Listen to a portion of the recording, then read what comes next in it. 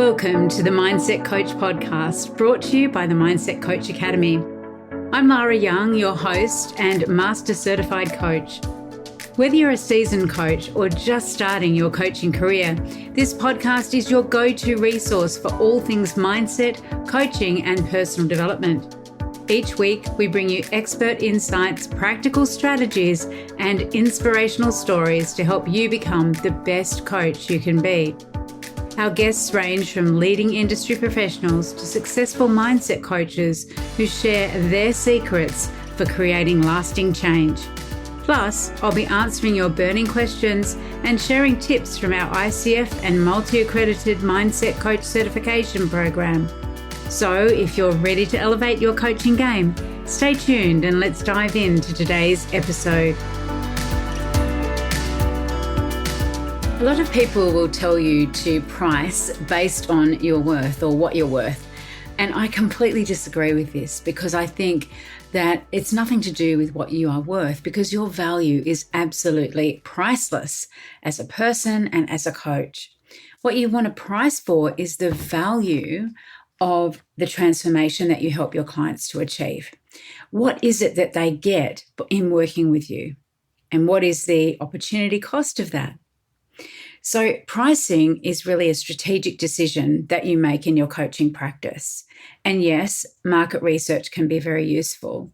But I'm just going to take you through a few things that I want you to think about today when you are pricing your services. So when we think about pricing on value, and you can say, Lara, it's easy for you to say to price on value.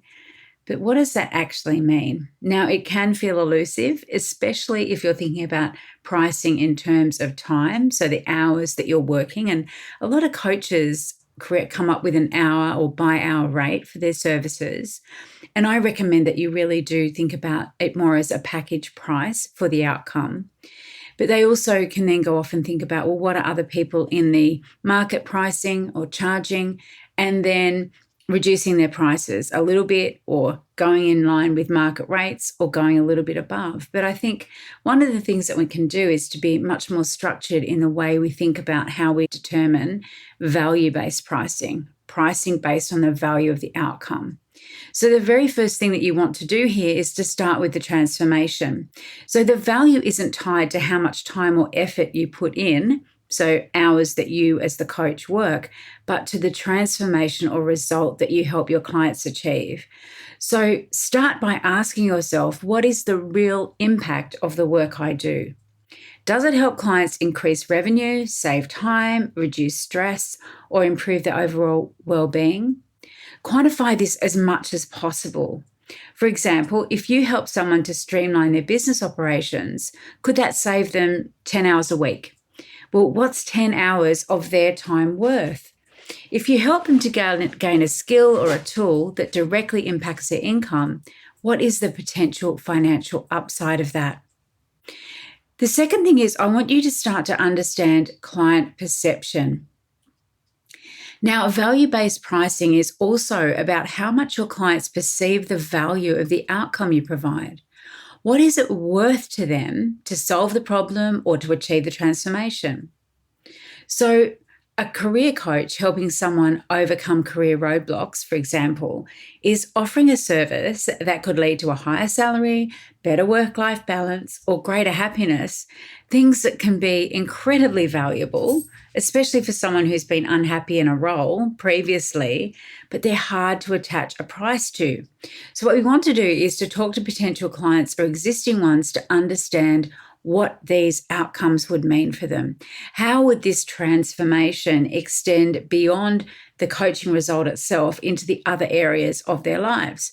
You know, if a client is happier at work, then their relationships are going to shift and change. They won't be coming home of an evening and being grumpy or frustrated. They'll be coming home feeling fulfilled and energized and able to spend time with their family, in a happy way. Have a question you'd like answered on the show? Or maybe there's a topic you'd love for us to dive deeper into.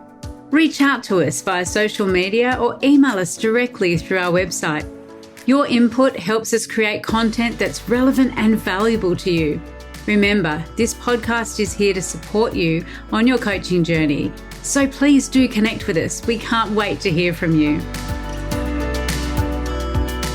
You can also compare the cost of doing nothing.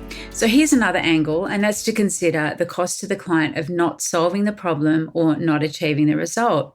If you're offering a service that helps clients overcome a specific challenge, what is the cost of them not working with you? For example, if someone doesn't hire a business coach to help scale their business, could they be leaving thousands of dollars on the table each month? Think about that. What is the cost of doing nothing? So they'll stay in the same job, they'll be unhappy, or they'll stay in the same relationship, okay? Or they won't achieve something. And I want you to write this down. Think about it.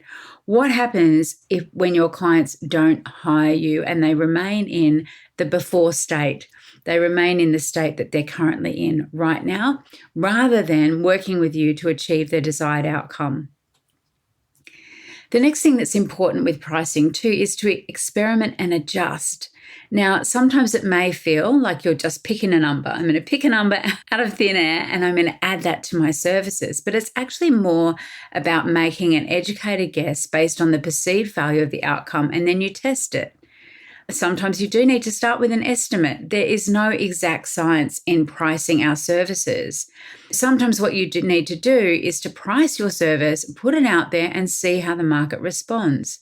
And certainly after a few client engagements, you'll start to see what feels right in terms of both your clients' responses and the profitability for you. And this isn't set in stone. You can adjust as you go. Now, this is key. What you want to do is always make sure that whatever service you're offering fulfills a few criteria in terms of pricing. One is your pricing does need to be profitable. You are running a coaching business after all. So you need to understand the numbers in your business and how much you need to generate in terms of revenue to cover your costs and then add a profit. The other thing that's important as well is what I found is when coaches are not charging enough for their services, they start to resent their clients. And that's a huge energetic mismatch. If you're resenting someone every time they show up on a call with you because you've undercharged them and you feel like you're giving so much value, then that dynamic is not conducive to a great coaching relationship for either of you. And so certainly you can beta test, you can run things as a pilot. You can say, this is the first time I'm blending these specific modalities together, and put a price on it for people to come and work with you for the first time in this format. And then you can hone it and you can level up your prices.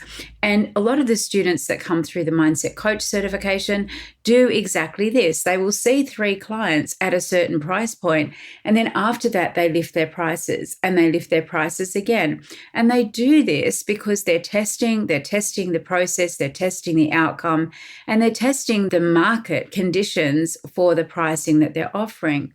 They know that they are going to help their client to achieve the outcome. What they're testing is, where is the market in terms of that outcome? And also they're building confidence to be able to say, here is what I'm charging for my coaching services. And your own confidence is so important. Value-based pricing also reflects the confidence that you have in the transformation you provide. Now, the more confident you are in the results you help your clients to achieve, the more comfortable you'll be charging rates that are reflective of that value.